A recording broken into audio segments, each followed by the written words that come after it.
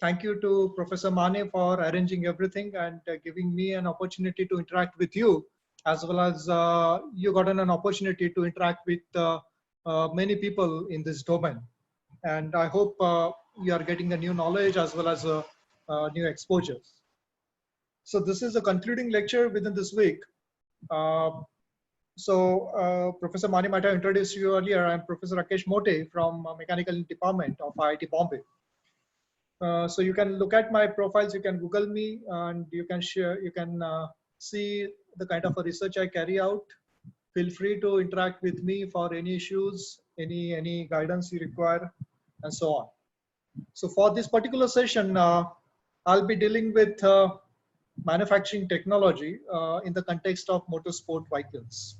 Okay, so since this is the theme of the sessions.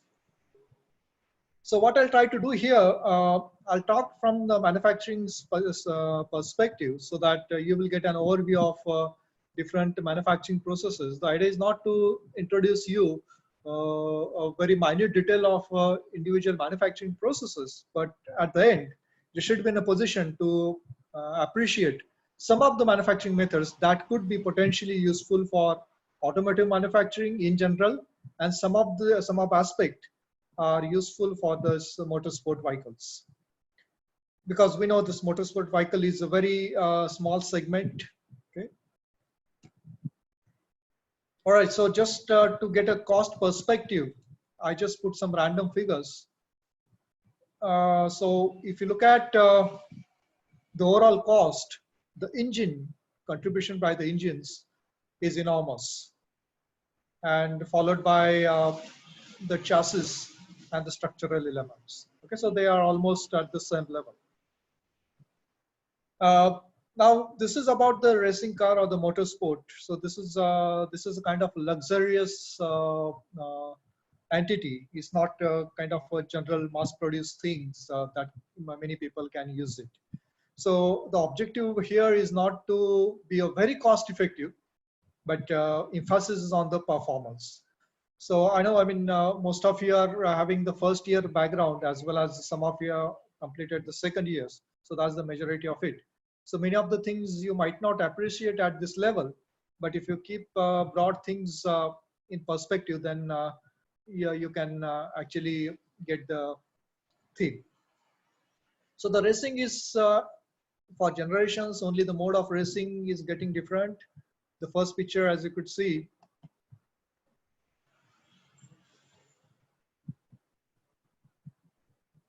here. So that was captured from the movie Ben-Hur. At the bottom, this is, I think, first racing event that happened in 1940s or so. And this is the present scenario that you are well aware of. Okay, so coming to the manufacturing processes, right? So there is a variety of manufacturing processes. There can be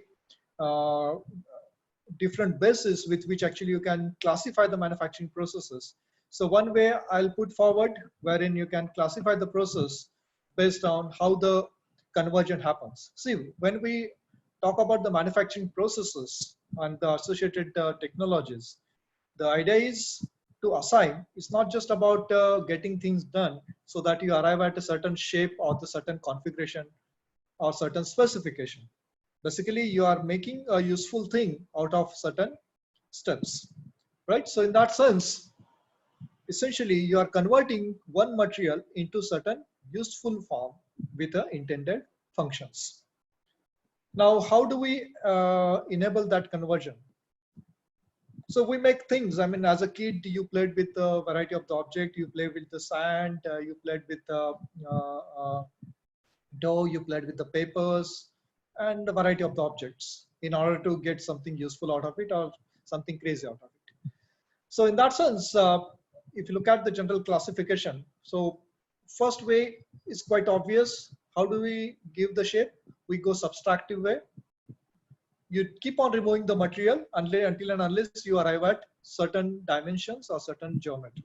We call this as a machining, and some other processes are punching and blanking. So don't worry much about the terms. Some terms you might be associated or some terms might be new, but try to understand the basic philosophy. So subtractive, you keep on removing the material until you arrive at a certain size of the space. The curve process wherein we don't remove any material, we don't add any material, we just change the shape, just like you play with a putty or you play with the sand. Okay, so typically you just deform it. Okay, so it is a deformation process. Only difference is here you change the configuration without adding any material or without taking away any material. So deformation, little bit technical. We talk about the plastic deformation here because the shape or the size that we want to have, it should be in a permanent nature. So basically we are talking about the plastic deformations. Then the new developments, the additive manufacturing. So subtractive in the sense you start with the bulk of the material, you keep on removing the material. Additive goes exactly opposite. So you start with the seed, just like you plant a seed and you get tree out of it. So likewise, you keep on adding the material so that you get a useful configuration or the required configuration at the end. So this is a buzzword nowadays. It's additive manufacturing. It all started with the rapid prototyping and so on. So we'll touch upon this. Then there are continuous production. Okay, so that happens at the top level, wherein you have the continuous casting, you have the rolling and the extrusion. Here we actually make a general shapes. They are directly not useful, but with this general shapes, we again revert to your subtractive or the constant mass processes. And then there is a net shape. Okay, so that these are again very specialized processes. So therein we actually get very close to the final shape. We don't require any further processing like injection molding or the sintering process and the thermoforming process. So, so this is a general classification, not necessary that this is the classification, but that will give you an overview of various processes. Okay, so again, this is classification in detail. All right, so what I just narrated before, that is being classified over here. Okay, so overall manufacturing processes, we deal with the processing, the processes I discussed earlier. All these processes are listed over here. Apart from that, what we missed in this classification is, if you just look at any product, none of the process can guarantee that you will arrive at the final product in a single go. So for a given product, if you just take example of your pen in your hand or the mobile, okay, so it has many components. Not necessary that every component is made in a single go, okay, or in a single process, right? So we make use of many processes out of this, and then we bring them together, and that is being assembled. So that's how we get the product. Okay, so assembly operations are also part of your manufacturing. Not just about the processing, it's the assembly. And then there is a further classification, this assembly, how we are going to put them together so that you'll get the useful product in hand, either with the permanent joining or some semi-permanent joining like mechanical fastening. Okay, in the permanent, we say that welding or the adhesive bonding. And in case of a mechanical, just like you make use of the nut and bolts or the threaded joints, right? So that is our mechanical fasteners. Okay, so both are important, the processing as well as the assembly operations, because any complex product, okay, so you need to go along with many manufacturing processes and many of the assembly processes.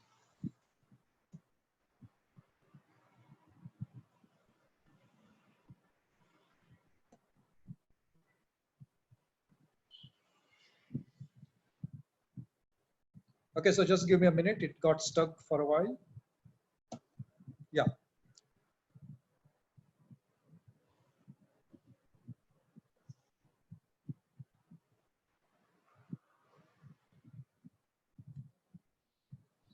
Okay, so first, as I said, now based on the phases, we can have the processing done. One is the liquid metal processing. So the idea here is, as the name implies, how do we give the shape to the materials? So simply take the materials to the softer form. As we know, material in a liquid stage can take any configuration, any shape based on the kind of a container it is going to have, it is going to reside. So that is the basic idea behind the liquid metal processing. So wherein we melt the material, we heat them well above the melting point, and whatever the shape we want to have, we create a kind of a cavity or in a technical terms, we call it as a mold or the die. And then we pour the molten metal into it so that liquid takes the form, and then we allow it to solidify. That's the reason it is a liquid metal processing.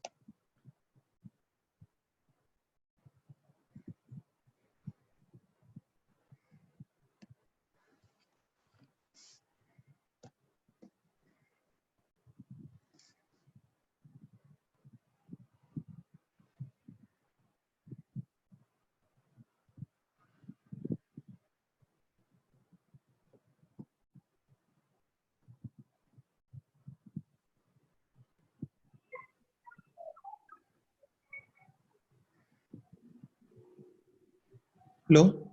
Yeah, just, I mean, It is still stuck. It is getting stuck. Okay. yeah, Okay, sir. it's getting stuck. Just, Yeah. my apologies for a while. I don't know. Okay. Okay, sir. Okay.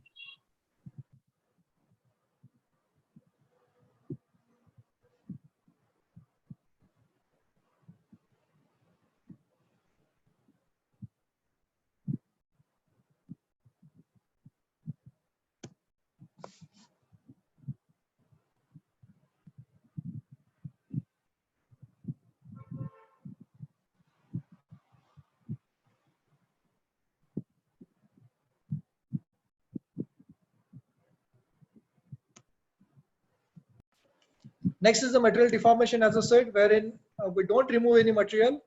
We give shapes. We apply certain forces so that material deforms. Okay, so if you just look at here, we start. This is our maybe initial material. From there, under the application of the forces, we finally arrive at the required configuration. Okay, so many forging operation, rolling, extrusion, so they fall into this category. We don't remove any material here.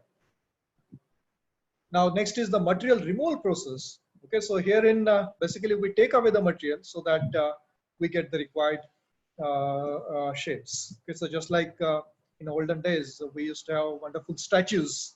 Okay, so wherein the sculptor, he or she, they remove the material to give a required shapes. Okay, so many machining operations, the turning, drilling, milling, and brushing. I think most of you might have done this workshop practice course in your first years. So some of the machines you should be already aware of. And this is the latest trend, as I was talking, is about the additive manufacturing, or it's a 3D printing. Okay, so we start with basic building blocks and then we keep on raising it. So that's the essence of 3D printing.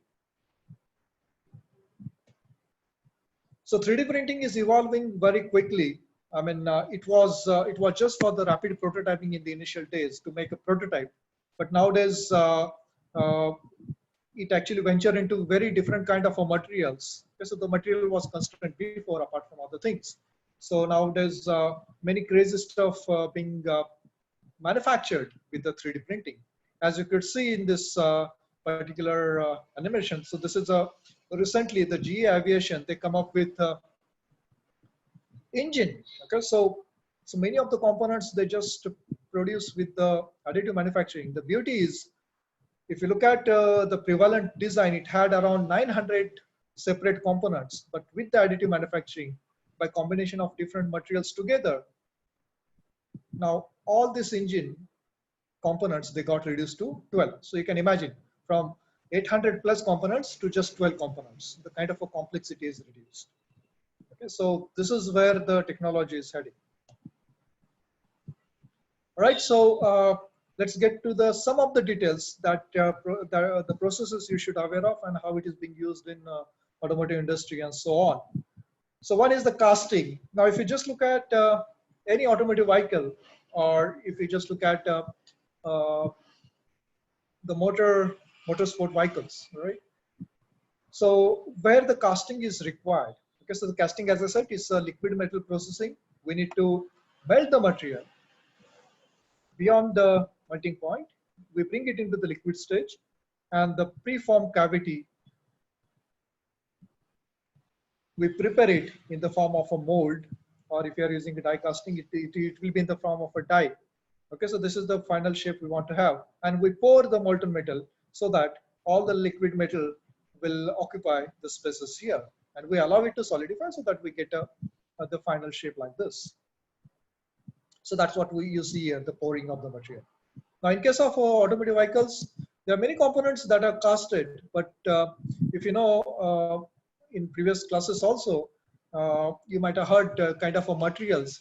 So for the motorsport vehicles, we said that try to see wherever you can replace the metals from the steels to the aluminum, aluminum to the magnesium, or from magnesium or from metals to the composites and so on. But if you look at the guidelines, there is a strict guidelines from the Formula One that the engine component, okay, so the engine block and so on, they should never be made with the composites or any other material. They should be with the metals only, that to certified. Right? So therein you cannot replace the casting process. Now, if you look at the engine, which is very crucial component of any motorsport vehicle or rather any automotive component, because it undergoes a tremendous power generation, high temperature, it's a gasoline burst, you know, it's a combustion burst process. So you generate a plenty of energies. When we talk about the plenty of energy through the combustion process, we're talking about the high temperatures, high pressures, and so on. Right, so you can see it here, the temperatures, what we're talking about is of the order of 2000 degrees Celsius and so on. And this is a typical combustion chamber wherein you can see the gasoline combustion is happening and so on. Okay, so the crucial thing is the engine block. Okay, so in that sense, so this is the kind of one of the engine blocks. So typically these engine blocks are manufactured by making use of a casting process. Right, so the simple casting process, you go with the sand casting. So you have to prepare a mold in the form of a sand. So this is a typical sand mold. Okay, so it's a nicely prepared. So what it has a cavities made and it is ready to use as a mold, and so that we can pour in the material and it will take all the integrate features whatever available over here. Okay, so this is the sand casting process. So typically the success of this process is largely governed by the way you prepare this sand. Okay, so this mold making that itself, it has many ways to do it, many ways to deal with. What you see here is not a final component. This is the final component. This is the engine block. What you see here is again a mold, but this mold is not a sand mold. So this is a foam. Okay, so there are very interesting things when you actually get into those subjects. You try to revisit these aspects. Okay, so I'll just skip this.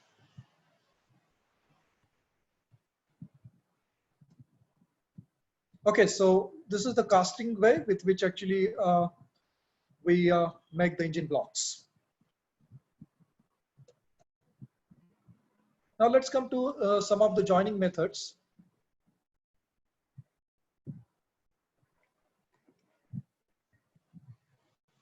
So this is quite crucial as far as any assembly operations are concerned. So there are three major ways which we can join the materials together. One is the adhesive bonding, the other is welding, and the mechanical fastening and so on. And there are further subtypes based on the application. Quite popular for our interest is the fusion process. Of course, the adhesive bonding is used in certain contexts. Then we have the fusion process. So idea is we bring two materials together, we melt it locally and allow them join together. And there is a certain solid state processes. So one process we'll touch upon. So welding is a very important process as far as automotive assembly is concerned. You can see it here. Most of the structural element of an automobile, they are primarily welded. Okay, so the welding, either it will be fusion brace or it will be solid state based. And these processes we understood to the certain extent, to the great extent that given the complexity of the process and the accuracy required, now most of these processes are automated. So you can see it here, nice robotic arms. They are doing the welding operation. So this was needed to speed up the process as well as, you know, the hazard involved in those welding processes. Okay, so the first type the welding process, so of which the fusion welding process. Again, this process, you don't have to really study the subject to know the basics.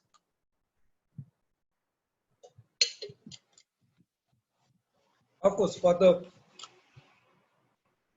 detailed analysis class, you will visit this in specialized courses. Okay, so the most popular one is the fusion welding,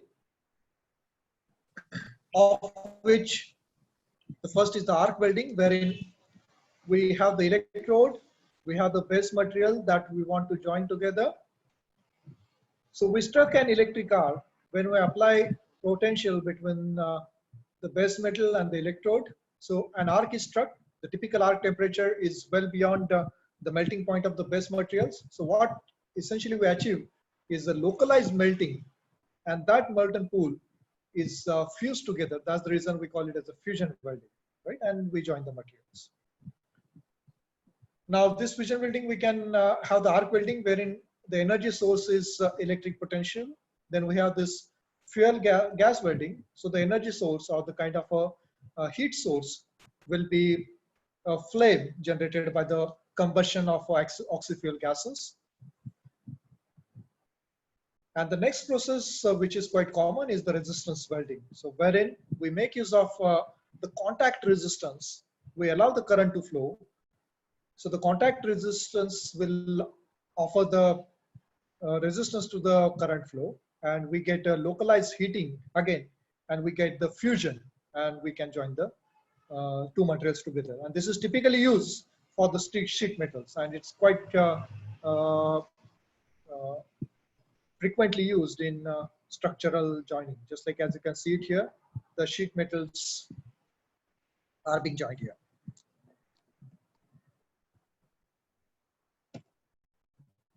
Now, when we talk about the gas metal or the arc welding, so we should be aware of the two processes.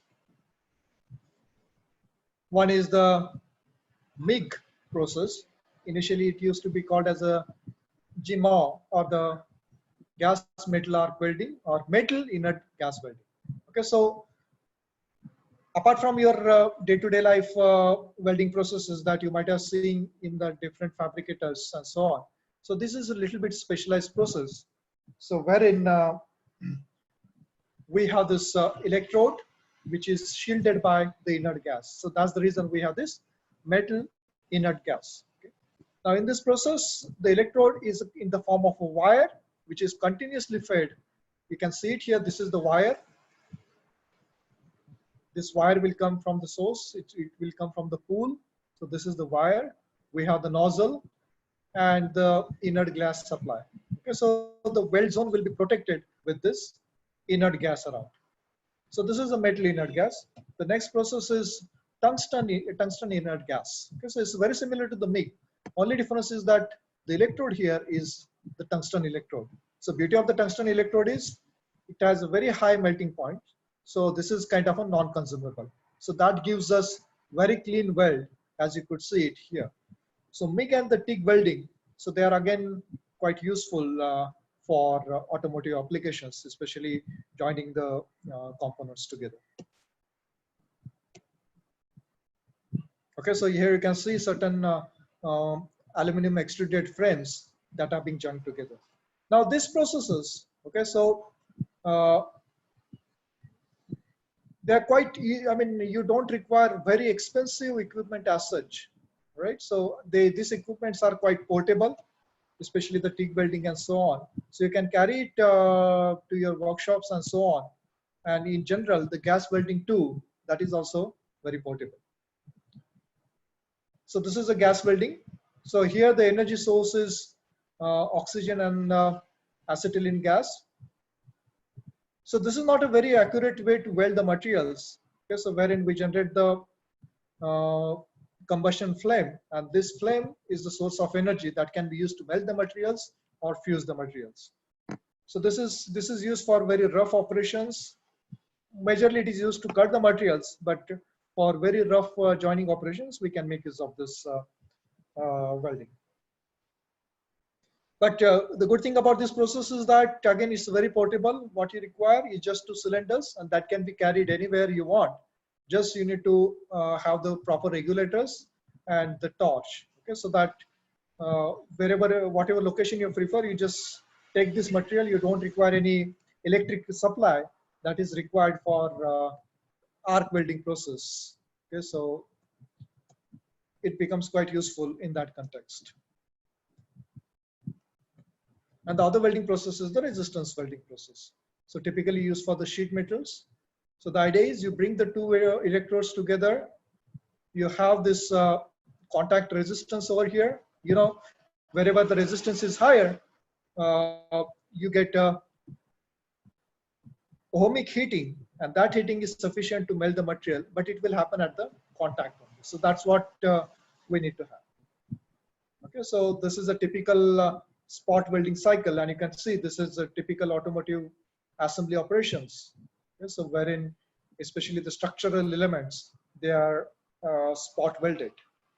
Again, this process can be automated or can be done at the shop level too. Okay, so this welding operations essentially they can be used for the high volume productions, or if you are building your own car, own vehicle.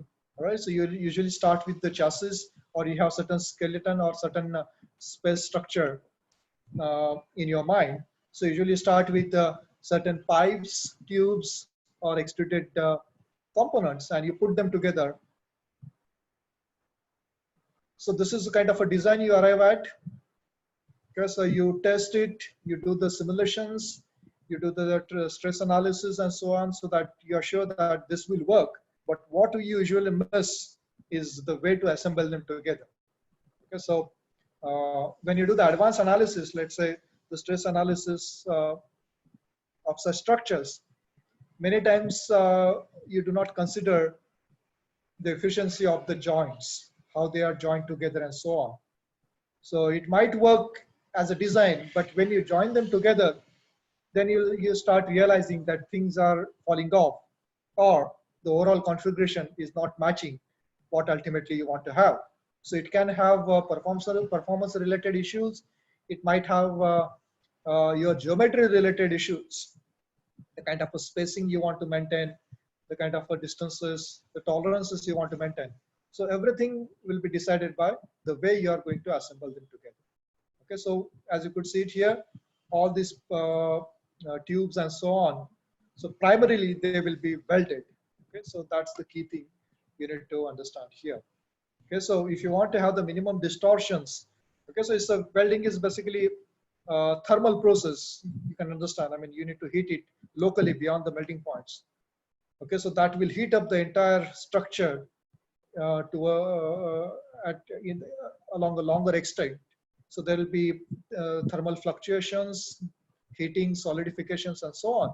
So that might lead to thermal distortions. Okay, if you're not going to have, if you don't design it by considering those thermal balance and so on. So apart from the strength, you want to have the proper configurations.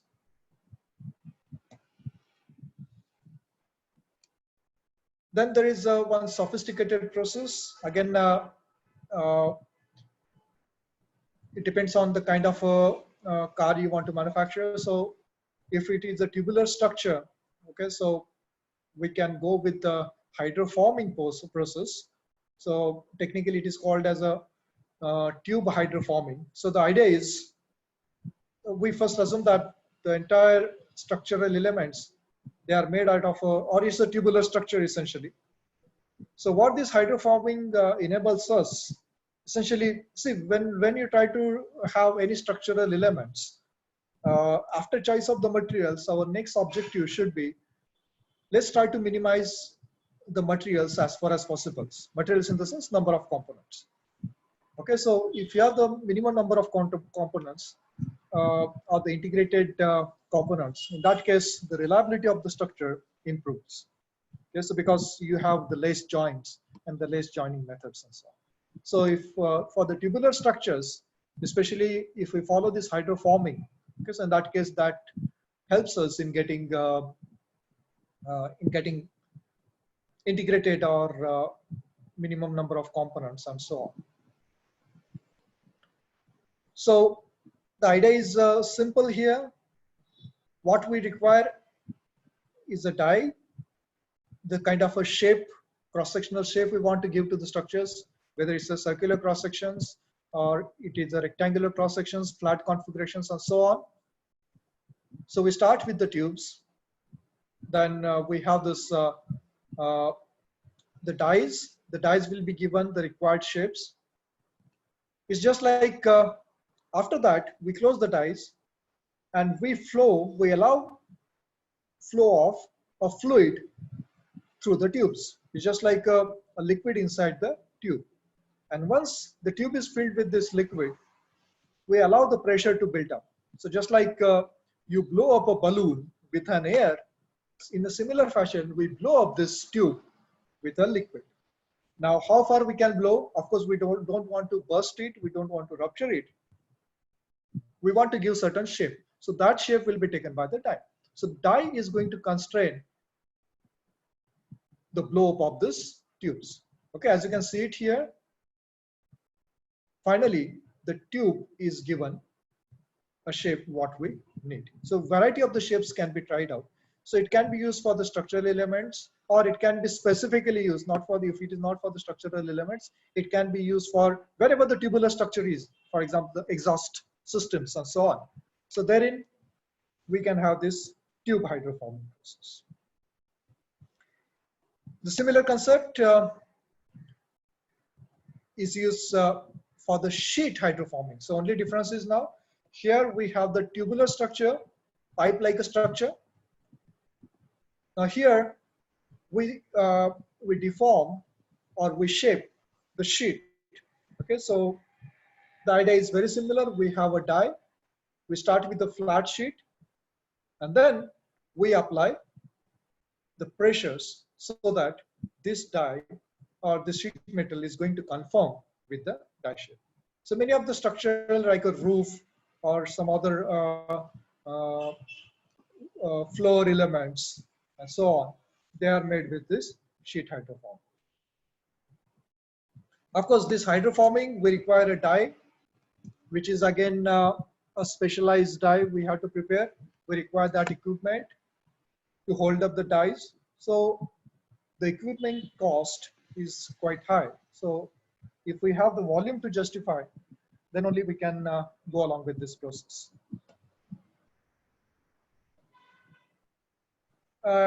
So that was the tubular structure, hydroform structure. In certain cars, typically the aluminum space frame design, we have the combination of the elements. Okay, so some of the components, they are extruded. Some of the components, they are casted. Typically extruded elements, they are quite long in nature, cross-section is uniform. Whenever we have issue with complex shapes, usually we go with the casted structures. Then in certain types, we require bended structures. Okay, so then we go along with the bending processes.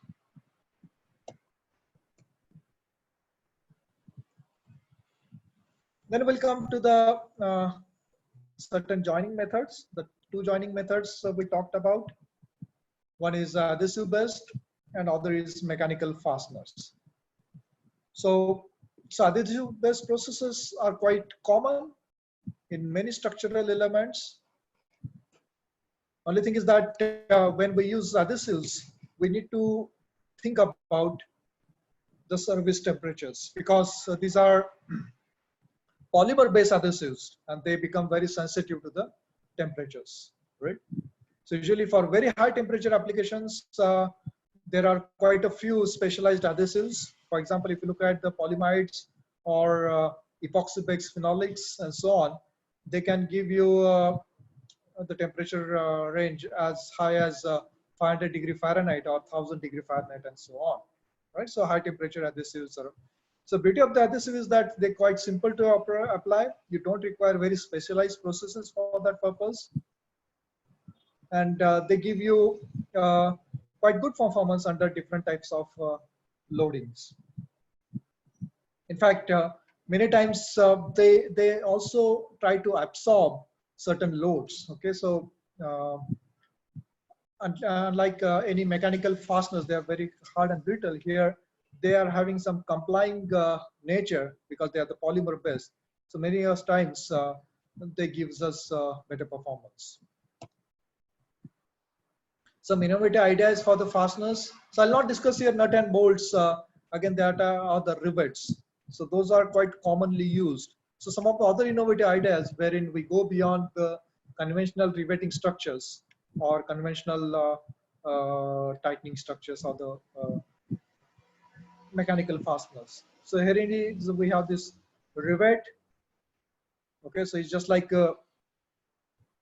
inspired by our tooth. Okay, so you can see it as we press this rivet inside, it bends and that gives us kind of a positive grip, so that these two entities, they are quite nicely joined together.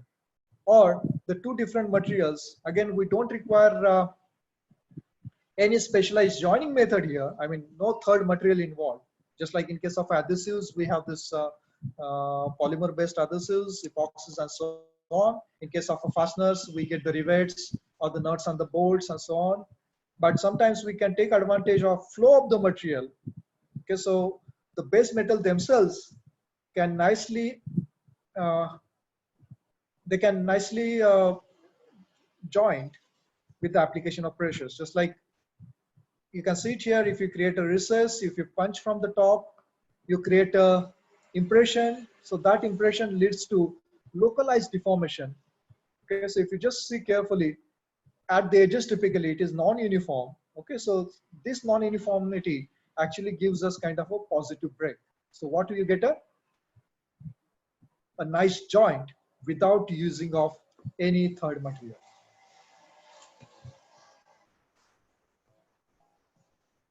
Now let's discuss the composites a bit.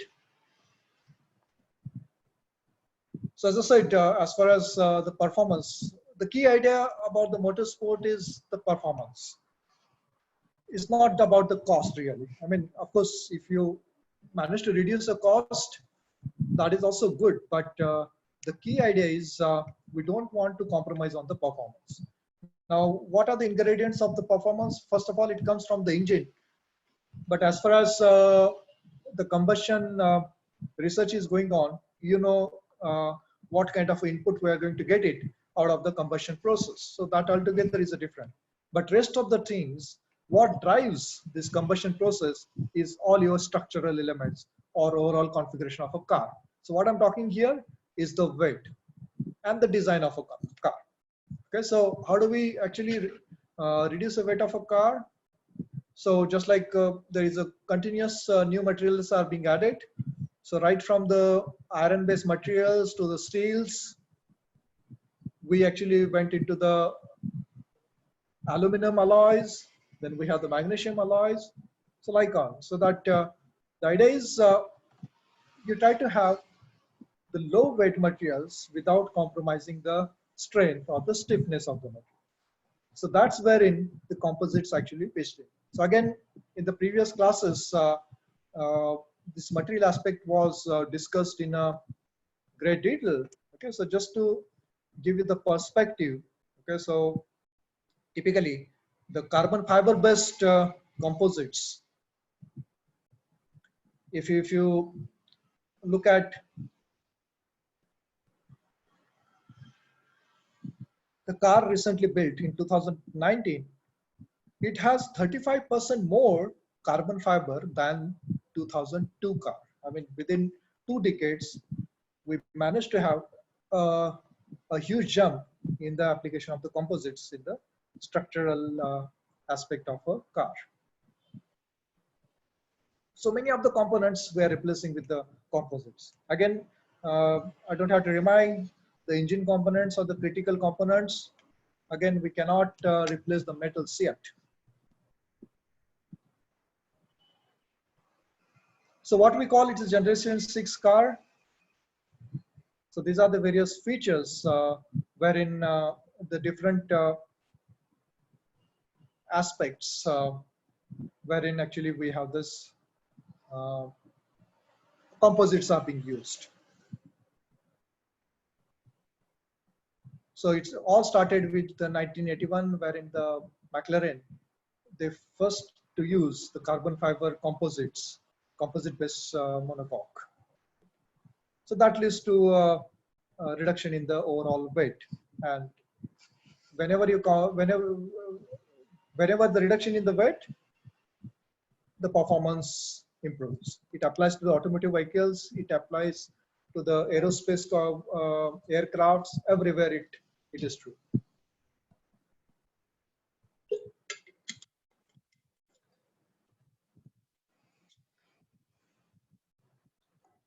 So I'll come to some of the processes that are being used for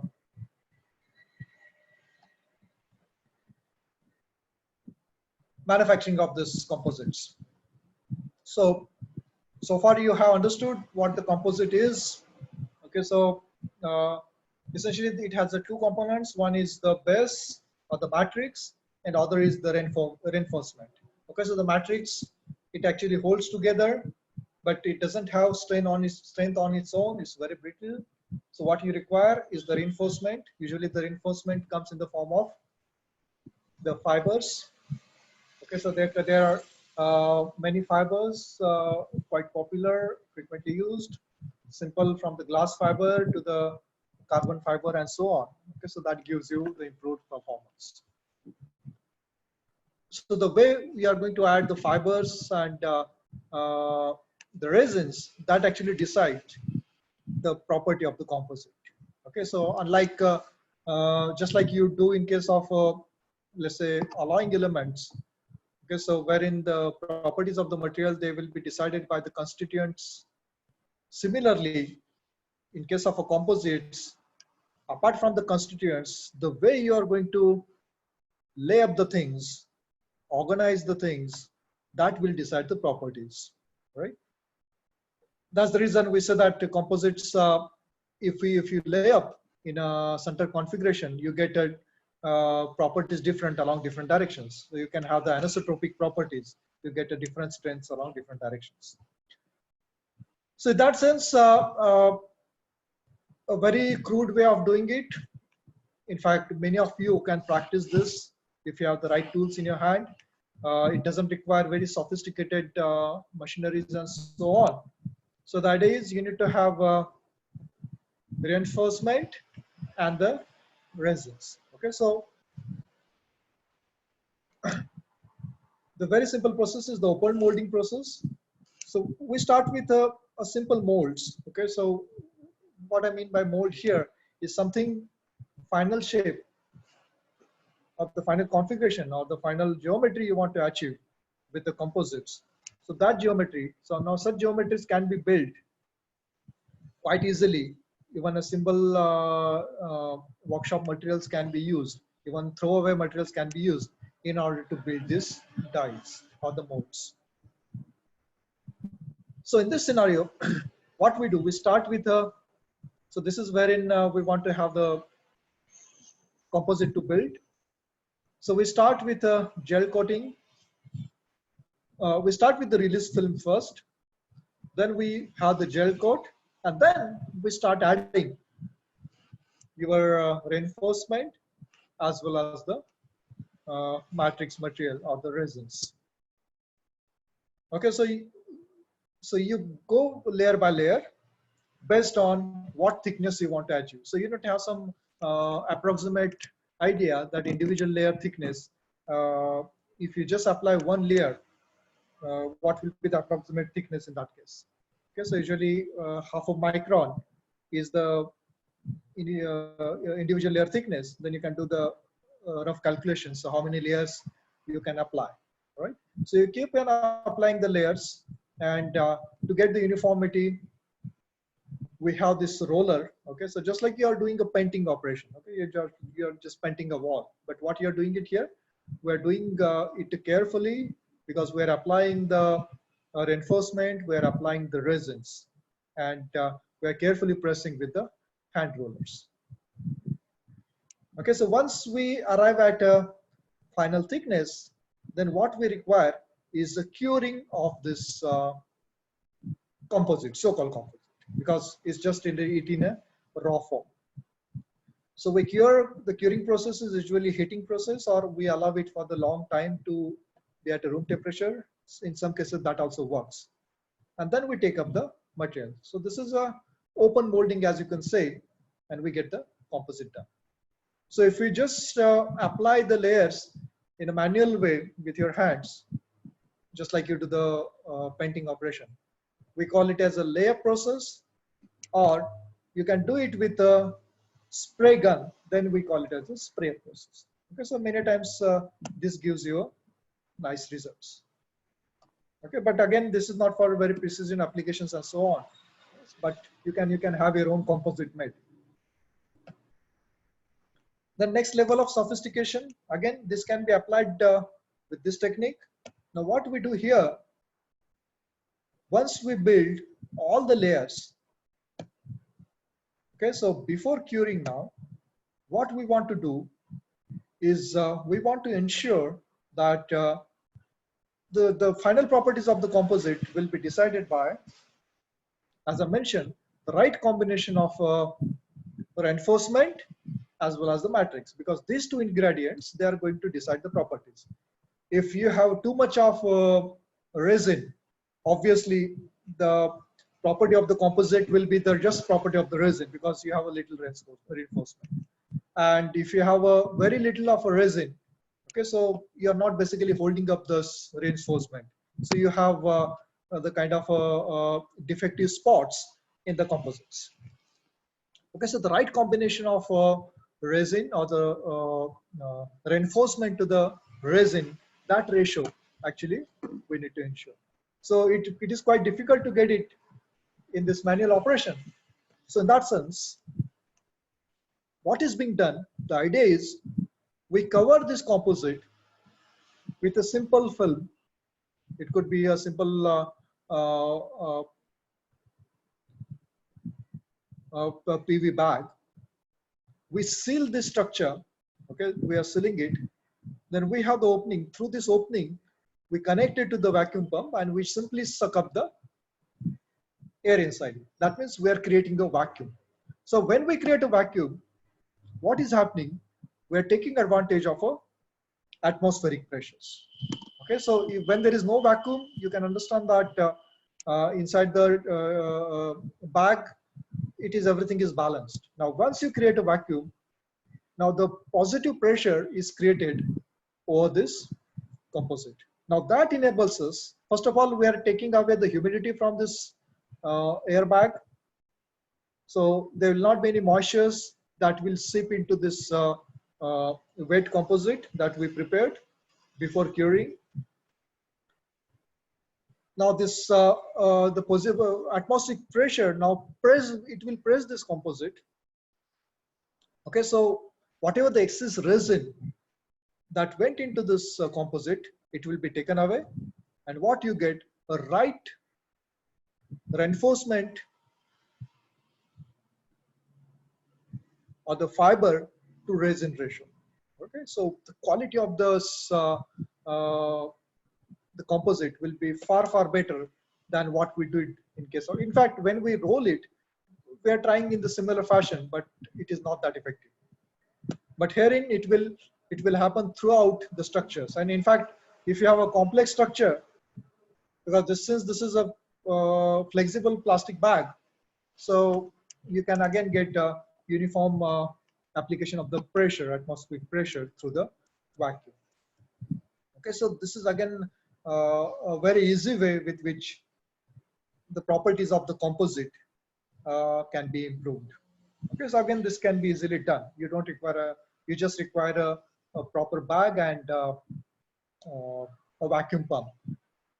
Of course, it has some additional elements. We call this as a breather and the bleeder, because the question will be raised. I mean, whatever the excess resin that is being seeped out of this composite, so where it will go? So usually this bleeder and the breather section, it will basically absorb it. So it will not just flow across over the back. Okay, so this is again one more schematic representation wherein you can see how the things are handled. Okay, if you even with a simple bag, you don't need all the time. But if you want to really improve the properties, if you follow the step-by-step instructions, you will get more predictable and the improved properties of the composites. Okay, so typically the composites are making inroads into different components, just like leaf spring is one of the example. Now you can see the simple process with which the leaf spring is made. So it's very similar to what I described earlier. So they started with the glass fiber fabric. Okay. Now, as I said, the key ingredient here is the mold, because if you want to make a leaf spring shape, it's just like a bow-like. So simply a simple sheet metal, if you give shape to that sheet metals, and over that sheet metal, if you keep on applying the layers, you will end up with. So you can see this is again a nicely vacuum bagging is done. Okay, so you have to just ensure that it is properly sealed, and you can have this composite lip springs. Okay, so now these composite lip springs are commercially available. Just to have the perspective, they are 70% lighter than the steel. Okay, so they obviously, so this is not a metal-based composite material, so they will not corrode, and that's the reason it has at least 5 times the life from the traditional lip springs. Okay, so as I said, this is commercially available product nowadays. Okay, so you can just Google it down and you can see what are the specifications you can have it. And to again go to next level of sophistication, as I said, it's a simple hand-based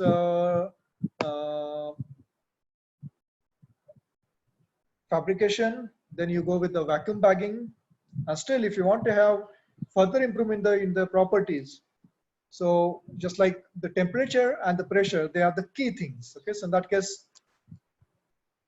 what is being done is a kind of a autoclave is used. Okay, so what autoclave does is one of the example of the autoclave is it looks like a furnace, okay? But herein we can control the temperature and we can control the pressure. Okay, so we can have the higher pressure supplied. So many times, many designers, they will make it mandatory that whatever the composite parts you want to use it, they necessarily be made through the autoclaves. Okay, so what are the methods I described before? They are very crude way of doing it, wherein there is a lot of possibility that the parameters are not controlled. But herein, you can exactly control the parameters and so on. So that's why, as a standard procedure, they will recommend to go with that component need to be fabricated using an autoclave. Then there are certain new crazy designs that are coming up, not really in very strenuous applications, but now there is a concept of composite gears. Okay, so again, the idea is to reduce the weight of overall gears. So of course, wherever in the physical contact is happening, just like the teeth or the tooth-to-tooth contact. Okay, so wherein we expect a lot of wear and tear, still we cannot replace the metals with the composites and so on. So the idea is you leave the composites, you leave the metal over there. Still it is a steel-based design, but the core structure can be replaced with the composites. So this is the concept of the composite. Again, it will lead to tremendous reduction in the weight. Okay, so almost 40% reduction in the weight. So this is a concept developed by the Eatons. And of course, that question arises if you are going with the composites and if you want to have the hybrid kind of structures. So in some certain cases, you cannot replace the materials. And in certain cases, you have the composites. And if they want to shake hands, so what are the means with which you can actually join them? Because if it is a metal-to-metal contact, we are safe. We can make use of the welding process or the mechanical fasteners and so on. so that we can ensure it. But here is a completely different set of the materials. One is the composite, and on the other hand, you have the metals. So how to ensure that they are held together? So very crude way is you just make use of the adhesives. It's in fact in this composite gears, even the adhesive joint between the metal and this composite, that is enough. Sometimes you need to prepare a surface to make this adhesive joint to be stronger. But in many cases, we need to think beyond the simple adhesive or the mechanical fasteners. So a lot of research is happening along that direction. Okay, so wherein how to make sure that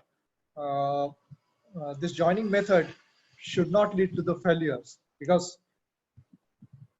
for example, if you look at the composites, it's a layer structure. It has a different laminates. It has a fibers. It has a matrix. Typically, if you just try to drill a hole, take a simple problem. If you want to drill a hole into a composite, okay, so that is not an easy task.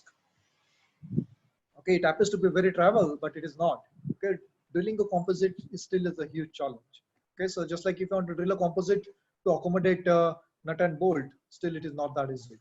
Okay, so in that case, there are high chances that you will have the failures. You will end up breaking the fibers along its length. You will end up loosening the matrix. You will end up in having the delamination happening along the thickness and so on. Okay, so we need to be very careful on that front. Okay, so the many methods are being tried out. Just like instead of having, so this is one way. Instead of you have the composite and then you have the metal, then you join it, rather than you start joining well before in the sense, when you prepare a composite, don't join it before cure it. Okay, so you bring the metal before curing the composite, you have the joining method in place, and then you go for the curing. Okay, so that will ensure that the curing process will actually alleviate any of the defect introduced because of this fastening and so on. Okay, so typically more complex recommendations. Again, it depends on the application, wherein if you have a very critical joints to be made, then you can have the doublers, wherein you can create a multiple layers at the joints. In fact, you can introduce localized SPOS welding with the steel added in a localized fashion. Okay, so you have the composite here. So it is just like you are adding multiple modes to hold them together. Okay, so many complex designs are being tried out. Okay, but in general applications, even simple adhesions with proper surface preparation, that can work. And for again mass production or large scale production, you can go with closed mold operations. Okay, so what we've seen here, they are all open molding techniques, but you can have the again next level of sophistications. So wherein you can actually create a mold, and into this mold, the mold will be having a required shapes, and you can actually build in the ingredients of the composites, and you can actually send the material in. And it's just like we have seen in case of a injection molding or a casting process. Okay, so only difference here, we have this ingredient of the composites. They are mixed together and they are injected into this mold cavity. So this is a resin transfer mold. Okay, so this chart will tell you the limitations of the individual process on the component size and the component volume. Okay, so as you can see, the hand-based method, hand layup, the very simple process we said earlier, that can go for very large components. Okay, right from the small components to the large components. But obviously, it will be limited by the volume because it's a manual task. Then the machine layup, Okay, so we need to justify the cost. So it cannot be done for very small numbers and so on. Okay, so the other processes, especially injection molding, the compression molding, the filament winding, so these are very equipment intensive processes. So they will not be justified at lower volumes. You need to have a sufficient volumes, sufficient number of components to be made. Okay, so that is the thing. But again, if you could see it here, the injection molding, you cannot have very large size. The compression molding, it could be next best for a little bit larger size, and very large size, you have the filament winding. The beauty is still the manual hand layer process, it is quite flexible as far as the part size is concerned. Now we'll come to the next, the additive manufacturing way or the 3D printing way. Okay, so this was a development a few years back, wherein the Strati vehicle, it was supposed to be made with additive manufacturing. So 90% of the components, okay, so they will be made with additive manufacturing, as if you are producing a car. So if you just see here the traditional manufactured car, more about 25,000 components. So this additive manufacturing, so this is just the kinds of concept one, is not still in useful applications. So this can be fabricated, manufactured with 20 components. So I use the buzzword additive manufacturing or 3D printing. So if you just look back 2 decades, so the additive manufacturing term wasn't there. People used to call it as a rapid prototyping because it was meant to produce a prototype, not an useful thing. So it all started with the stereolithography process. Okay, so this is a liquid polymer based process. So idea was, so this is a bottoms up process, as I said. You start with a small, you keep on adding the material so that you eventually end up with a useful component. So this is how it all started, stereolithography process. So you have the liquid polymer, and then you simply scan a laser through a CAD control. You precisely know where the laser is hitting, and wherever the laser is hitting the polymer, essentially you are initiating a chemical photopolymerization of the liquid polymer, and it becomes a solid, right?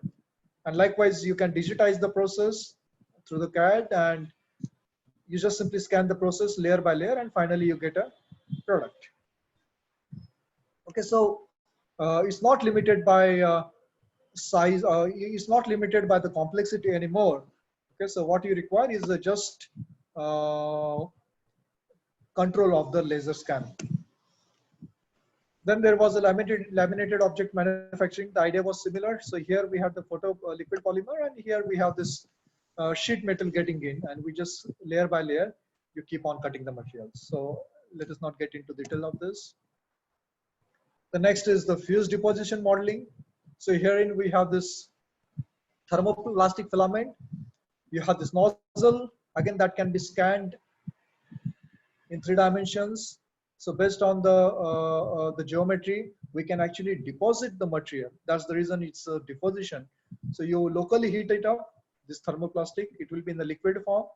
You drop that liquid and you just control the positioning, and you add up the material to get the final shape.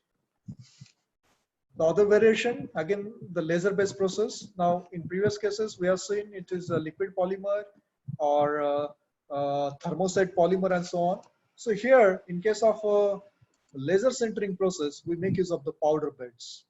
Okay, so the idea is we do the sintering operation. Sintering operation in the sense we bind together different powder particles. Okay, so how do we sinter? We simply make use of the heat generated because of the laser beam. Okay, so there'll be in most of the cases, these particles will be having certain binders coated. Okay, so they essentially melt and they fuse with each other, and you get 2 particles sintered or the joined together. So again, just like we seen in case of a stereolithography, wherever the laser reaches, the sintering is going to happen. That means we are going to actually solidify, or we are going to actually have a sintering done, and rest of the region wherever the laser has not hit, so that will be still in the powder form. Okay, so we get a kind of a compact solid entity through this sintering process. So difference with the traditional sintering is a selective process. The sintering will happen in a certain, in a specific location. That's the reason we can build very complex components. Again, next, powder-based process. So here we use a laser for sintering or the joining two particles together. Here, in case of this is also called as a 3D printing or inkjet printing. So idea is, now instead of laser, we simply suspend, or we simply drop the binder particles or the binder liquid. So wherever this binder liquid is getting in, we get the localized solidification. So we again build layer by layer, and finally we arrive at a finished component. Okay, so initially this process, all these processes, they were being used just to create a prototype. There was limitations from the kind of powders, limitation was from the materials perspective, and so on. So these processes were, then the next application of these processes was in the rapid tooling, wherein the complex molds, they were prepared by making use of these additive techniques. Okay, so we'll visit this. I'll come back to this. So just like, as you can see it here, the exhaust manifold of a car. If you just look at here, it's very complex shape. Okay, so but this is not the final material. So such material, usually it is made with a wax pattern. So this will be made with the wax. Any of the process I just suggested earlier, usually with the fuse deposition, modeling, and so on, we can create such complex shapes. And this wax patterns, they will be used for the casting process. So they will serve as a basis for your final manufacture. All right. Otherwise, you cannot imagine to have such a complex entity to be fabricated with any other process. So this is a cylindrical head. Okay. So again, this is made up of a wax. Okay. So now this is ready to be used for your investment casting process.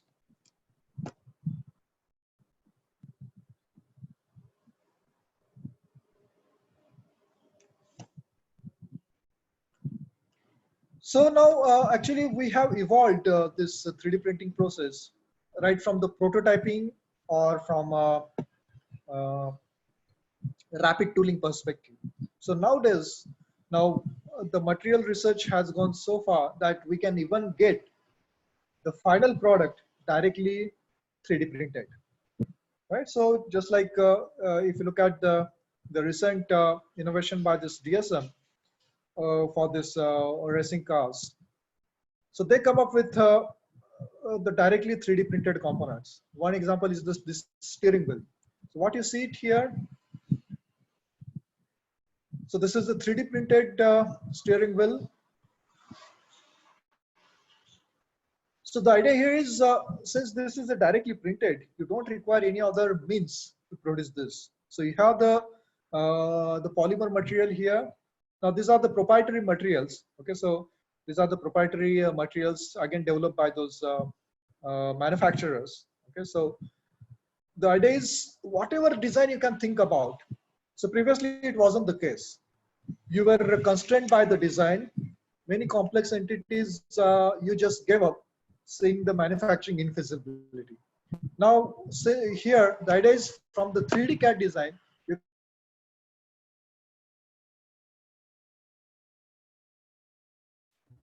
many of these ergonomic features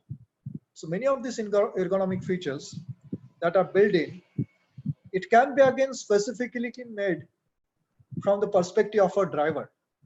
Okay, so just like you have the shoemaker running a specific car, you know, he is quite different from the others. His grip preferences are different and so on. So you can actually study those aspects. You can tailor-made the gripping surfaces for the particular driver.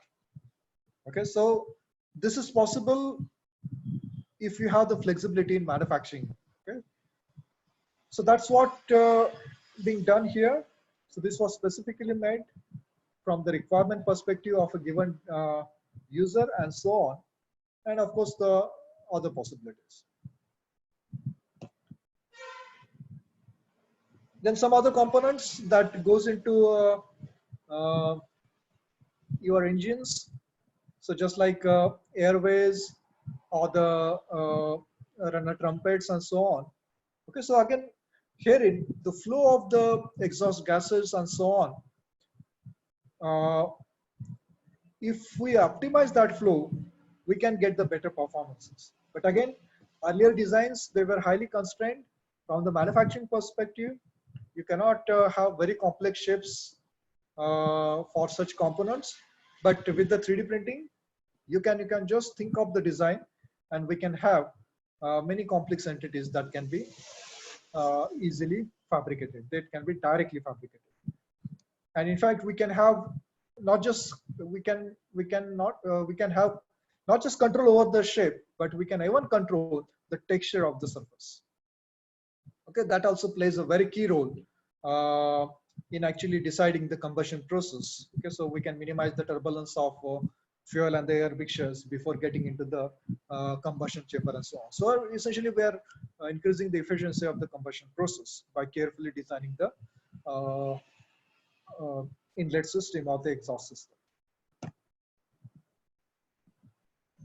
Then apart from the body structures, you can think about the protruding parts, just like mirrors. Okay, so now this mirror can also be tailor-made, just like as I explained in case of steering wheels. Okay, so the mirrors can be also made based on the requirements, based on the driver's specifications, based on his vision and so on. Okay, so what you see it here, this mirrors, again, they are made with the 3D printers. So you can see it a typical fuse deposition modeling happening here. And finally, I'll just try to touch upon allied processes, typically the material removal. I didn't talk about the material removal as such, but when you do any kind of a fabrication or the manufacturing, the thing is that material removal is very crucial. Okay, so even material removal processes will help the many of the processes what we studied earlier in order to correct them, in order to complement them, or in order to have the post-processing of the processor. Just like in case of engine blocks. Okay, so if you want to correct the holes, if you want to get away with the certain projections and so on, we need to go with the complex machining activities. So in that context, the computerized numerical machining, that is going to help in creating many complex entities. Okay, so the CNC machines, they come with many sophistications, right from, it's very similar to your milling machine, the 3-axis milling machine, but for the complex entities, you can have the multiple axis. Okay, so multiple axis in the sense, just like as you can see it here, 3-axis, when I say 3-axis, is the X, Y, and Z axis. But apart from that, while machining, if you give more degrees of freedom to any of the tool or let's say workpiece, so that will add to one more axis. So that will give you kind of a flexibility with which you can have the complex features machined. At the next level, that's what is happening. Some of our projects are running on this line. So the additive manufacturing and the subtractive manufacturing, although they appear to be separate, but we can take advantage of both in a single machine. Okay, so we call this as additive subtractive process. Okay, so the two things will be combined together so that you keep on adding the material, you keep on machining wherever you do not want, and again for the intricate features, you keep on adding the material. So this will go on a single setup. You don't have to go with the different setups. So that will give you a leverage to have more complex features to be generated. Okay, so so there is a short video. If it runs,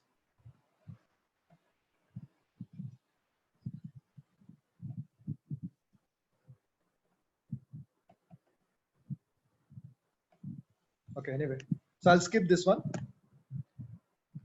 So I'll just conclude here. So what I tried to give you an overview of manufacturing processes. I didn't touch upon many of the processes because it's a huge classification. You need to study it through specialized courses. But I thought some of the processes that are quite directly relevant to the automotive manufacturing, and particularly in the context of motorsports or high performance vehicles. All right.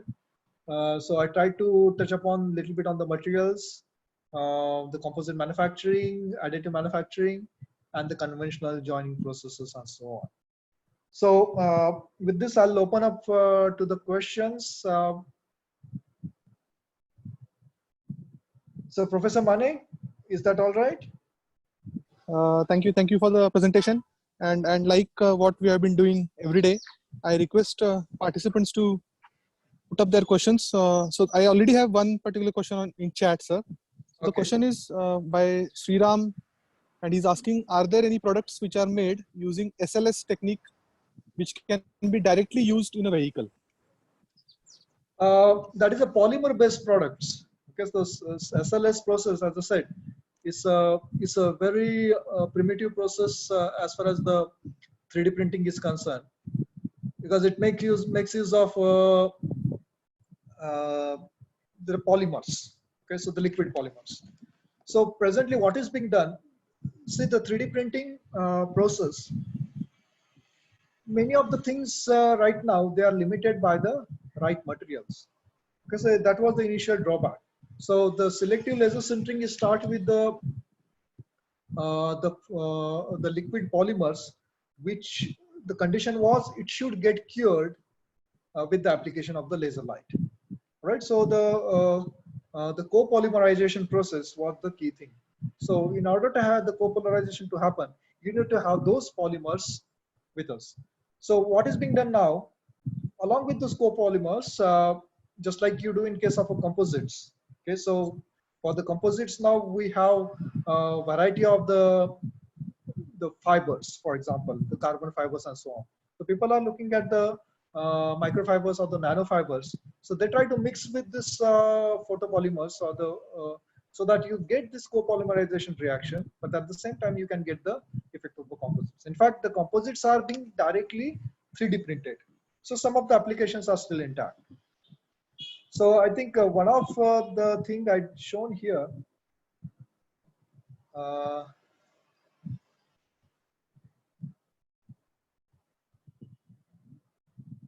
for the mirror application. Okay, so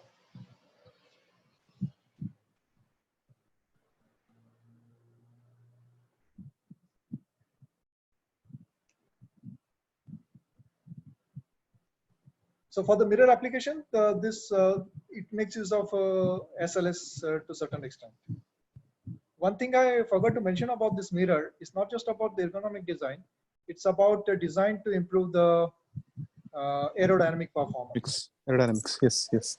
Yeah. Okay, so shall we take the next question, sir? Yes, please. Okay, so it's a participant who has raised hand. I'm going to unmute him. Shaunak Chaudhary, yeah, please go ahead and ask your question. Good evening, sir. I just had a question about the bonding a little bit louder. Yeah, you're not audible, Shaunak. Hello, is it fine now? Yeah. I just wanted to know the bonding procedure of carbon fiber pre-preg with aluminium honeycomb. Bonding process with the aluminum and the carbon fiber. Yes. Aluminium honeycomb with carbon fiber pre-pregs. You're talking about the pre-pregs, right? Yeah. Okay, so pre-preg is already having the resins intact, but I cannot answer it directly at the moment because the honeycomb structure. Okay, so I haven't come across this kind of application yet. But depending on where you want to use it, okay. So many times the regular adhesives, even the epoxy adhesives, they work to certain extent. Okay. And one more question. Yes. What else can be used else than autoclave for curing of pre-preg? Can you repeat it? What else can be used as autoclave what else can be used than autoclave for pre-preg curing? Well, I mean, autoclave, as I said, many times it comes, sorry. So autoclaves many times come as a requirement. Okay, so it's not a choice. So many of the designers, they wouldn't believe in any other method. Although you say that, okay, I can do that way or that this way. So autoclave is kind of a, you can say the binding requirement, because what happens with autoclave is you have the precise control over the parameters. Okay. Yeah. Thanks. Okay, So thank you, in sir. that context, you try to see the replacement for the autoclave. So Okay. what else can be used than autoclave for that? So you try to understand why autoclave is being used. Is the control of the temperature and the control of the pressure. So many times Okay. control of the temperature is possible with the other furnaces, but the control of the pressure is little bit tricky. Okay, thank you, sir. The next question is by Mr. Shubham Joshi. Shubham, please go ahead. Sir, good evening, sir. Good evening. Yeah. Sir, is there any process to reduce the delamination in the composite part? Because the main problem with composite part is its repairing is difficult. Yes. So is there any way? Well, I mean, first you need to visit why the delamination happens. So as I said, the fabrication process itself, if you follow the fabrication steps, you try to eliminate the way it is being cured, or perhaps We manufacture it by vacuum bagging process, sir. But we face it many times, this problem, sir. well, I mean, it need to be traced out. There is no direct solution as such. I mean, right from what sort of a resins you are using, how it is being packed, what temperatures you are using, and so on. So it is completely delaminating. What kind of a composite you are using?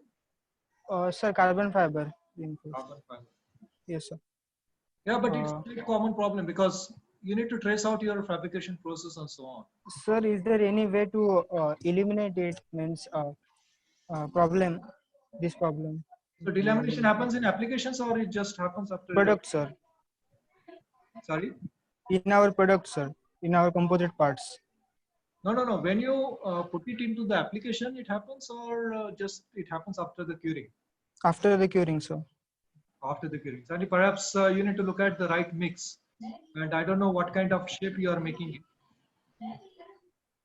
Okay, sir. We Okay, manufacture. just to tell you, I mean, you go with the textbook process, Okay. but try to see what other parameters you are controlling. See, any humidity, any other things that slips in, you will never know. Okay. Okay, sir.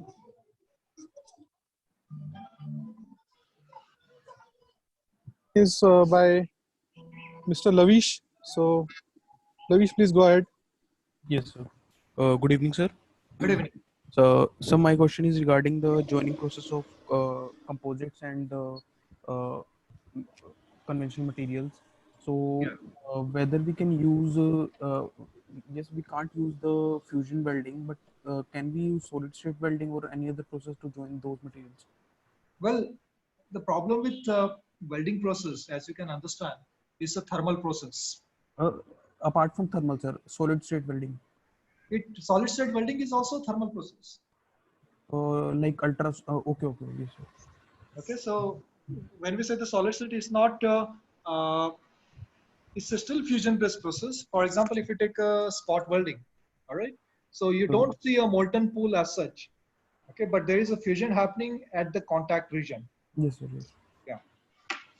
So the carbon, so you are saying that the composite material is not capable of doing such type of Because atomic exchange, so that the bond will happen between the materials.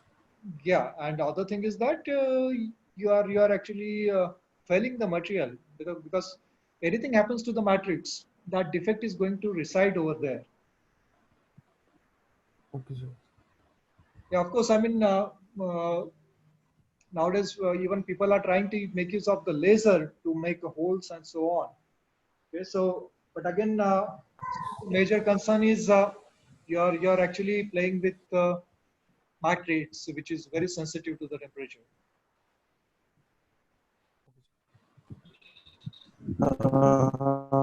Thank you, sir. So next one is by Mr. Harsh Sharma. Hello. Harsh, please go ahead. Hello. Good evening, sir. Good evening. Sir, my question was Yeah, related please. to the 3D printed car, the Stratty. Yeah. Sir, I wanted to know that the suspension of that car was also made by 3D printed, bro. I don't have the breakup for it. But you know, there were innovative ideas, just like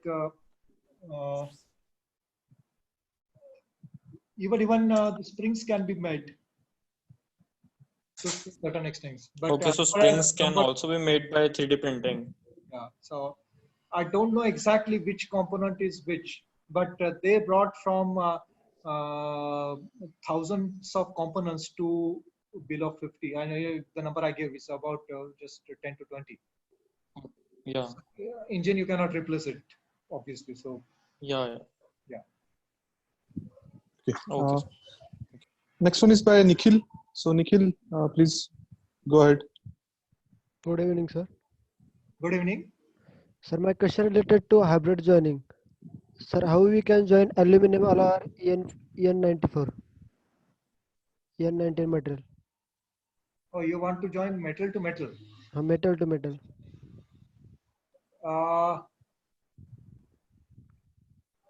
Aluminum with a EN19, EN19, and which aluminum grade you are using? aluminum 7 series. Aluminum 7 series. Okay, so actually aluminum 7 series has issue with the welding Huh. compared with any other 6000 series and so on. So I'm not sure on this. Okay, so perhaps I need to little bit digging. Okay, so I cannot just answer this. Okay, okay, sir. Yeah. Okay. So But maybe yeah, you can write. 7000 series is little bit difficult to weld. Sir, machined part, aluminum. Okay. Hello, So for what application you are using this? knuckle and stub. So you want to weld them together. No, join them together. Stub is made up of EN19 and knuckle is made up of aluminum alloy. Hello. Yeah, but what kind of a fit you want to have? Hello, sir. Yes. So Yeah, I yeah. perhaps Maybe I'll request him to write to you, sir. Is that good? Yes. Yeah. I mean, if a very particular question, Correct. if I cannot Nikhil, elaborate in detail, then correct. they can write. Nikhil, you please write to sir. His email ID was shared with you earlier on the slides also.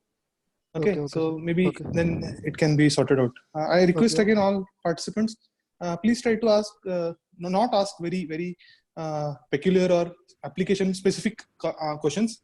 So next one is Pranav Shilian. So Pranav, you are unmuted. Please go ahead. Good evening, sir. Yes. Good evening. I just want to know how they 3D print the metals. 3D. Yeah. So I mean that is again a new development. So what essentially you need, okay, so for the 3D printing is powders at least. Okay. So if material, if you have it in a powder form, then you start working with it. So mostly the metals that can be in a powder form of a required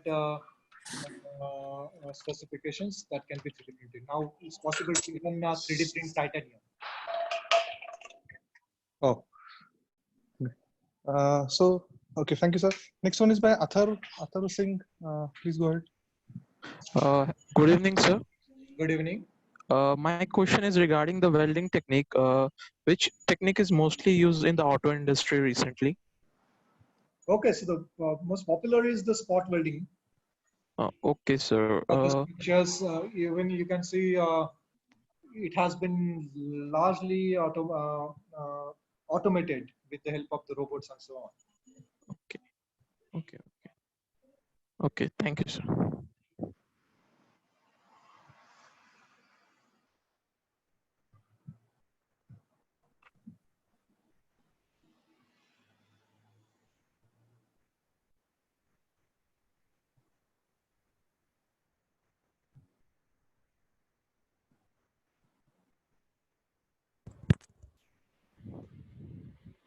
Hello. Hello. Good evening, sir. Good evening. Sir, my doubt was actually while making ARMs, we build composite aluminum ARMs for our vehicle, but after welding them, there is a problem of warping. Okay. So we have tried giving fixtures to it, but even after letting it cool down, when we again remove it, there is some warp in it. So, so Okay. what should we do to reduce the warp in aluminum? Okay, so I mean, I will just make some general comments because first of all, I need to look at the designs and all. So warping is a very general field observation.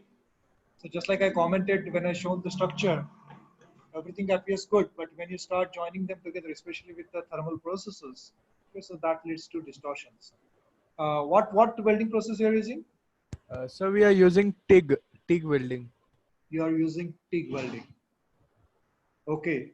So what I suggest in that case, you understand. I mean, if there is a uneven expansion and then followed by the contraction happening, it will lead to the warping. So you can have a rough calculation done about the heat flow. Okay, whether your design is balanced or not. Okay. So to eliminate the warping, first of all, try to see if the try to think in this way, how it will expand and how it will cool down. Is there anything wrong with your design that you can correct without touching the process? If you cannot, then you need to think about the process wherein if you can reduce the parameters or the heating effect, or if you want to preheat the things, many times preheating also helps. But again, these are just random suggestions. You carefully look at your designs, because of preheating the way you can even redesign the things. You can give the supports during the cooling action and so on. Okay, but Thank you, again, sir. I suggest you look at a rough heat balance calculation. Okay. Thank you, sir. Next is Sai Praneeth. Sai, please go ahead. Sir, hello, sir. Good evening, sir. Good evening, sir. Hello. Yeah, Actually, you're my audible. question was, what is the best aluminum? Hello, hello, sir. You asked Actually, your my question question. was, what is the best aluminum alloy? What is the best aluminum alloy which resists the all manufacturing parameters? I mean, the strength and bending stress will be there on the Well, I material, mean, right? yeah, Hello. usually, I mean, the question should be from the design perspective, because finally, design that drives the choice of the material. Usually, this 6000 and 7000 series, they are known for the good strength application. 7000 series is having a high strength, right? So you should not say from the manufacturing perspective, rather where you need material, that should be your primary concern. Because as far as aluminum is concerned, processing aluminum is not as challenging as some other materials. Okay. Again, Mr. Prashant has raised his hand. I'll just unmute him. If you Hello, sir. ask your question. Yeah. Sir. Good evening, sir. Good evening. Sir, my question is regarding hydroforming. Sir, which type of fluid is used in there for applying pressure? Fluid, even. Yeah, it's many times certain emulsion oils with the water that is preferred. Okay, sir. And also one question. Yeah. So you have shown a picture of thesis in that application, hydroforming. Okay, Sir, complete your by question. hydroforming, Yes. Sir, by hydroforming, can we manufacture only a certain component or full chassis or car? No. It will be it will be only components. Components. But thing is that many features we can put together. Okay. So next one is Mr. Sohan Patel. Sohan, I'm trying to unmute you. Okay. Hello. Yeah, go ahead. Yes. Evening, sir. Good evening. Sir, my doubt was actually we had a benchmarking project of engine. So in that we had cross section of inlet valve and we saw a cavity between it. And it was casted. The texture, it seemed to be casted. So my doubt was how the mold design would be that we had a cavity in between the inlet valve. No, it was a defect or it was a cavity, No, intended so it cavity. was not defect, sir, because both in inlet valve and outlet valve, both the cavities were present. So, sir, are there any like manufacturing process in which we can put the cavity like for the weight Yeah, I reduction? mean, so you are studying in which year?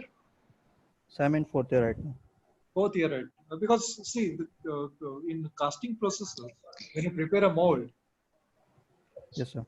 at a primitive level, we have something like a core. Okay, so that we keep it in the mold to create a No. cavity sort of a features.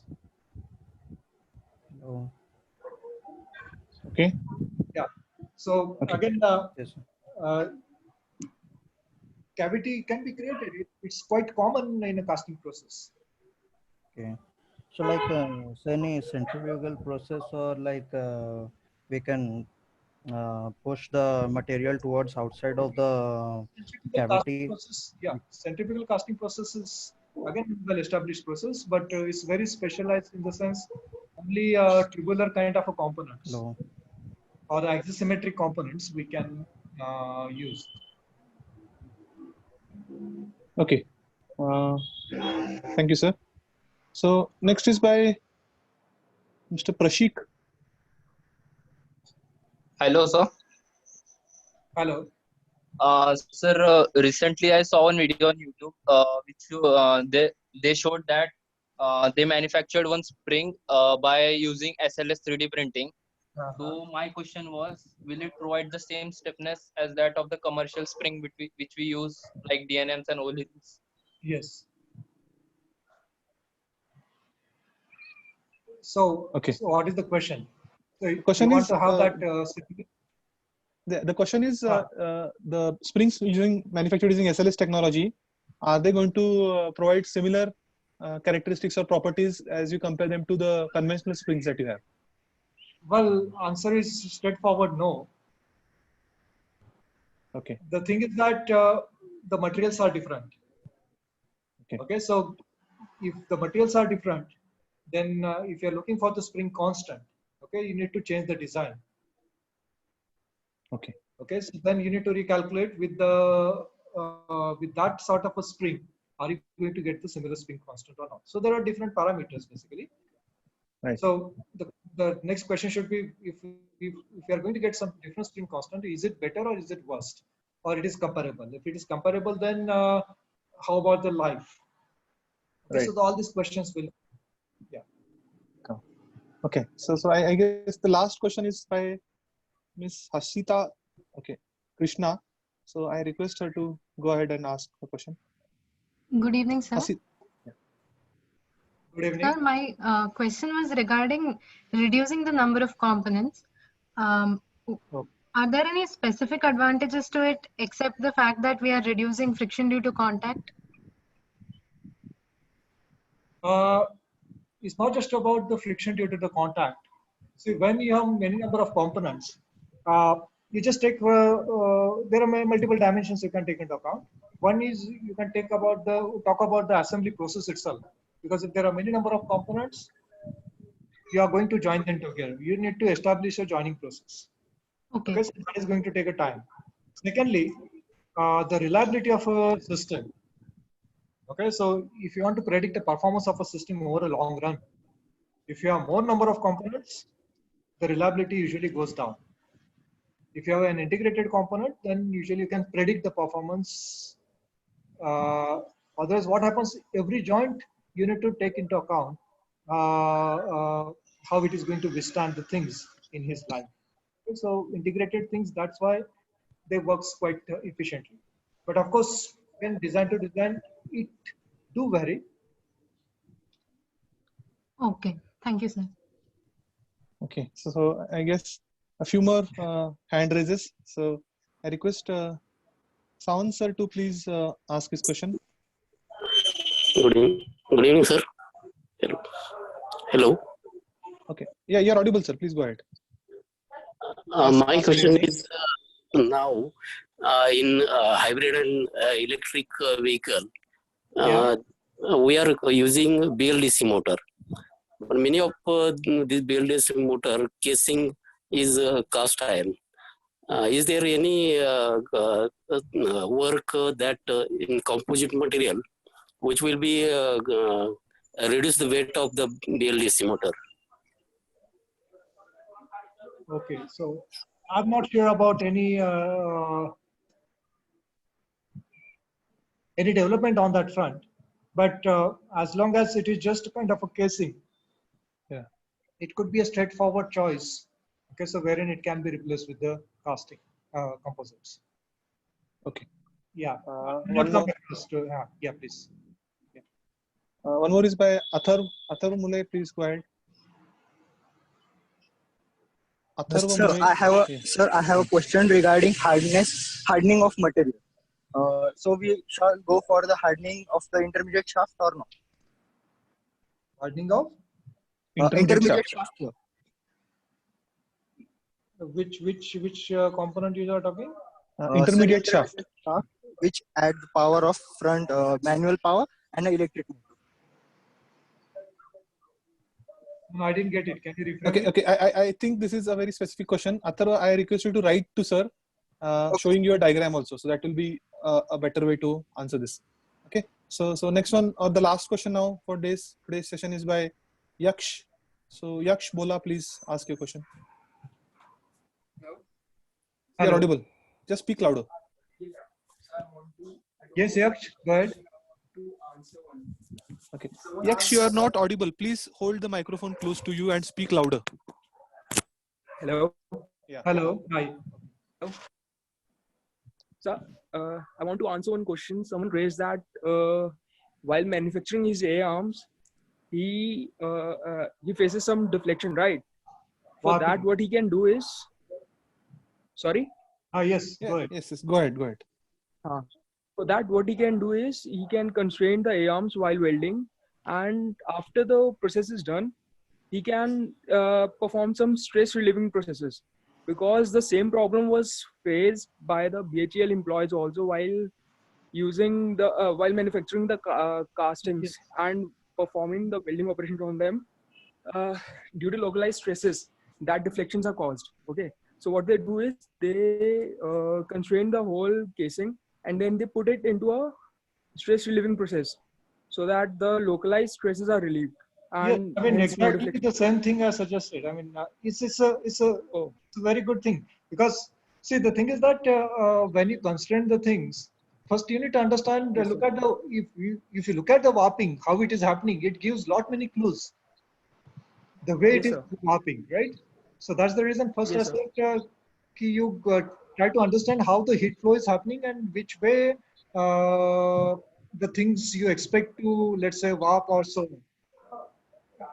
And if you cannot eliminate that heat source, then you try to interfere it in a mechanical fashion. So that could be constraining, or in fact, you can go to the other extreme. You can even bend the structure in other way around. Okay, and you do the welding operation. So it is being done in other contexts also. So in that case, if you know warping happening in one direction, you first pre-stress it in the other direction and you do the welding. Okay, thank you, sir. So one last. Yeah, good one. Thank you. What was that? Yaksh Bhula was answering somebody else's question.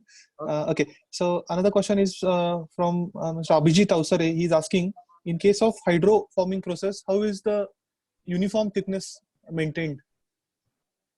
Uniform thickness is maintained. Yeah, in case of hydroforming process. Yes, I mean, that's a good question, but since this is a hydroforming, okay, so we expect that the pressures to be uniform across all directions. Okay. Yeah. So of course, it should not have a very complex cross section. Okay. So usually it goes with the cross section increase, or from circular cross section to the rectangular cross sections and so on. But since the pressures are being uniform, it's a fluid based process. So we expect it to be. It is getting expanded. Okay, so there will be flow across the thickness. But true, at the corners and all, we need to be a little bit put extra caution. Okay, so I'm still getting a few questions. One is about how do you make steering column using carbon fiber? Which molding operation should be employed in that particular case? So he wants to make a steering column using carbon fiber. So are there any suggestions in that? Steering column, I think they can try with the even filament sort of thing, because it's a cylindrical component, right? Component, yes. Yeah. So the layer by layer, you can build up in that way. It's just a Okay. Okay. Thank you, sir. So I guess we come to an end of the Q&A session today. And before we proceed to the vote of thanks, I would request Dr. S.R. Kumbar, sir, Head of Department Automobile Engineering at RIT, to say a few words. So Kumbar, sir, you are right now unmuted. Please. Okay. Good evening, sir. Good evening. Thank you very much, sir, for such an informative session on manufacturing technology for motorsports. The way by which you explained the various manufacturing technology was just fantastic, especially explaining with self-explaining various animations made participant to feel at actual real-time situation. Sir has covered every aspects of the manufacturing technology, right from the basic classification like machining process, welding process, TIG, MIG, arc, which generally all sport vehicles manufacturing requires, along with latest technologies like 3D printing, additive manufacturing, tube and sheet, hydroforming techniques used for chassis spring likewise. The entire session was very much informative, which covered all the manufacturing aspects needed for motorsports. Apart from today's session, I am happy to share with all participants that Dr. Rakesh Mote sir is on our board of studies as an academic expert, and we are very much fortunate enough to have associated with him from last 3 to 4 years. Sir is helping us for overall development, not only through the academics by enriching the curriculum, but also for overall development of our automobile engineering department. So thank you, sir, for your constant support, and special thanks for delivering such a knowledgeable session in this online webinar series. I hope all participants have definitely benefited with this knowledge. Once again, thank you, sir, and expecting similar cooperation in future also. Thank you, sir. Okay, thank you so much, Professor Kumbar. Thank you so much, Professor Mani. It was a Yes. good learning for me too. Yeah, thank you. There is one more thing, sir. Many of the participants need to again know your email ID. So will you please share it either orally or if you can tell me, I'll just write it in the chat. Okay. So, No, I'll for just, everyone, I can type it, right? Yeah, you can do that, sir. So in the chat section, if you write it to everybody, they will get the email ID. And now I would request Mr. Jitendra Singh Gaur to please deliver the vote of thanks for the last session, that is today. So Gaur, sir, please go ahead. Yeah, hello, good evening, everyone. Good evening, Dr. Mote. Good evening. So this was so this was a very knowledgeful session, mix up of some basic knowledge as well as advanced manufacturing technologies. So I should say it's a fusion of both the things. So for the participants' point of view, this session was very much important because many of us know like what material to select. We do a lot of CA into that, but if we don't know the material property and don't know the right manufacturing technology, so the overall product may come to a like a breakdown may happen to some cases, especially because our vehicles are made for on-road testing during the event. So if we don't manufacture it properly, don't put a right fabrication technique, so the entire efforts of many months, so almost 6 to 8 months effort every team puts in building their vehicle before going to the competition. So if a small mistake can turn into a big failure, and